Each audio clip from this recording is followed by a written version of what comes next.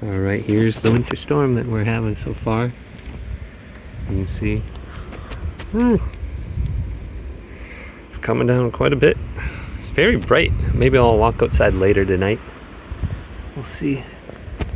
You can see the American flag. Gustin, it's not too bad. Something's coming over the top of my roof there, coming off though. Very cold. Very wet snow. I don't know how much we'll get. Maybe I'll clear off the driveway tonight. So, yeah, this is it. The winter blizzard of 2026. Was it March 16th, 14th, 15th? Right around there. Not so bad.